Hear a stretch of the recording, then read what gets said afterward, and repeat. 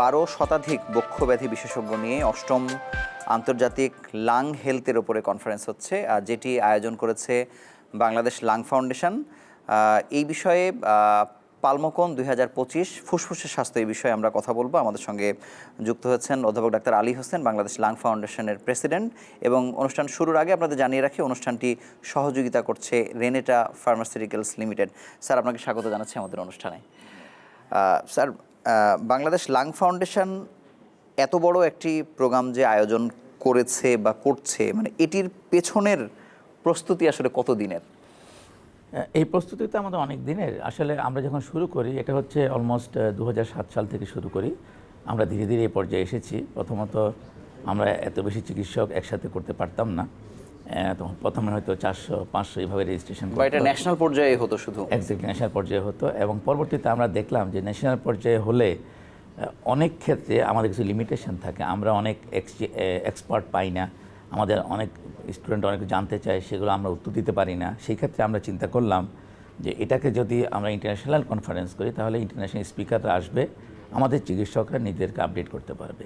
ওটা চিন্তা করেই কিন্তু আমরা এটাকে প্রতি 2 বছর পর পর ইন্টারন্যাশনাল কনফারেন্স করে থাকি। এবং সারা পৃথিবী থেকে স্পিকারদেরকে আমরা নিয়ে আসি, যারা ওয়ার্ল্ডের একেবারে রিনাউন্ড স্পিকার, তাদেরকে আমরা নিয়ে আসি। তারা হাতে কলমে আমাদের চিকিৎসকদেরকে শিক্ষা দিয়ে থাকেন। এখানে তরুণদের অংশগ্রহণ এই 1200 চিকিৎসকের মধ্যে কত বেশি, বা আপনারা যখন তরুণ ছিলেন তখন কতটা আসলে এই সুযোগ পেয়েছেন নাগালে বসে এই ধরনের ট্রেনিং পাওয়া, আর এখন তাদের জন্য কত বেশি সুবিধা হলো?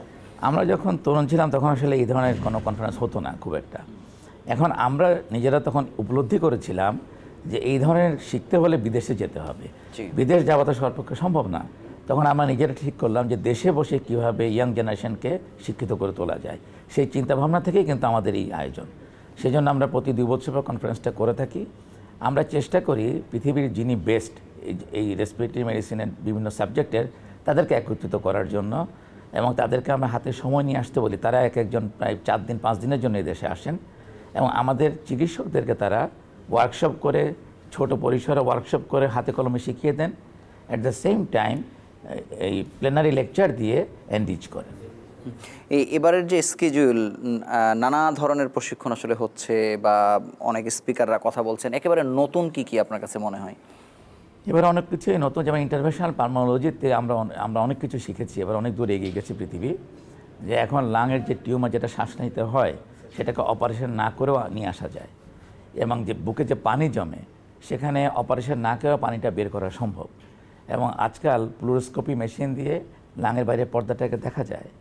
এবং অনেক ক্ষেত্রে দেখা যায় যে রক্ত যাচ্ছে, কাশির সাথে রক্ত যাচ্ছে, বন্ধ করা যাচ্ছে না। সেই কাছ থেকে ইন্টারভেনশন সেটা বন্ধ করে দেওয়া যায়। এগুলো খুবই নতুন প্রযুক্তি একেবারে। পাশাপাশি এবার আর্টিফিশিয়াল ইন্টেলিজেন্স দিয়ে কিভাবে রেডিওলজি এক্সরে করে সেটাকে ইন্টারপ্রিটেশন করা যাবে, সেটা আমরা দেখতে পেলাম।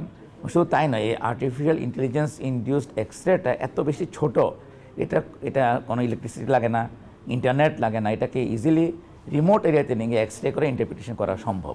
এই দুটা খুবই নতুন এখনকার প্রেক্ষাপটে। পাশাপাশি আরও কিছু নতুন প্রযুক্তি এসে গেছে, যেমন লাং ফেলুরের ম্যানেজমেন্ট। এক সময় লাং ফেলুরের ম্যানেজমেন্ট বলতে বোঝা যেত রোগীকে আইসিইউতে পাঠাতে হবে। এখন কনসেপ্ট হচ্ছে আইসিইউতে পাঠানোর দরকার নেই, পেশেন্ট ঘরে বসেই তার একটা ছোটোখাটো মেশিন আছে, যেটাকে আমরা সিপ্যাপ বাইপ্যাপ মেশিন বলি, সেটা নিয়ে এসে তার সুস্থ থাকা সম্ভব। তো এগুলো সবই নতুন প্রযুক্তি পৃথিবীতে যোগ হয়েছে, এবং আমরা এখন সেটার সাথে নিজেদেরকে আপডেট করছি। স্যার, এই যে আমরা নতুন প্রযুক্তির কথা শুনছি, নতুন জ্ঞান অর্জন করছি, কিন্তু আমার হাতে যদি ঢাল তলোয়ার না থাকে, তাহলে বাংলাদেশের প্রেক্ষাপটে এই সেবাটা আমি কতদূর পর্যন্ত দিতে পারবো, বা এটি ঢাকাতেও আমি ঠিকমতো দিতে পারছি কিনা, বা প্রত্যন্ত অঞ্চলে যেই মেশিনটি দিলে খুব সহজে একটি চিকিৎসা করা যায়, সেটিও আমরা নিয়ে আসতে পেরেছি কিনা, এ ব্যাপারে সরকারের আসলে এটা তো আসলে এগুলোর দাম কিন্তু খুব বেশি না। এটা হচ্ছে ইচ্ছার বিষয়। আমাদের প্রথম কথা হচ্ছে আমরা চাচ্ছি কিনা। সেকেন্ড হচ্ছে আমরা যখন জানবো, আমাদের ইয়াং জেনারেশন জানবে, তখন তারা কিন্তু উদ্বুদ্ধ হবে। তারা তখন বারবার বলবে, বিভিন্ন ডিজি অফিসকে বলবে, মিনিস্ট্রিতে বলবে যে এই জিনিসটা এত ছোট, এটার খরচ কম, এটা আনলে আমাদের বেশি, তাহলে অবশ্যই এটা আসবে, না আসার কোনো কারণ নেই। যদি আমরা নাই জানি জিনিসটা, তাহলে তো আনার জন্য বলা যাবে না।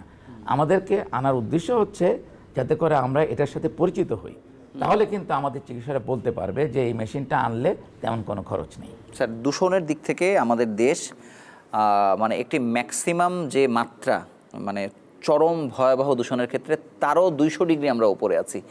এই বাস্তবতায় বাংলাদেশের মানুষের জন্য দূষণ আসলে কতটা প্রাণনাশী হয়ে উঠেছে, বা এখান থেকে বাঁচার আমাদের হাতেই বা কী পথ আছে, বা সরকারকে আসলে কি করা উচিত?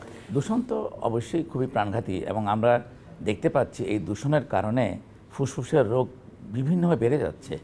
আপনি দেখবেন এমন কোনো বাসা নাই যেখানে কাশির পেশেন্ট পাচ্ছেন না আপনি, এমন কোনো ফ্যামিলি পাবেন না যেখানে কাশির রোগী নাই।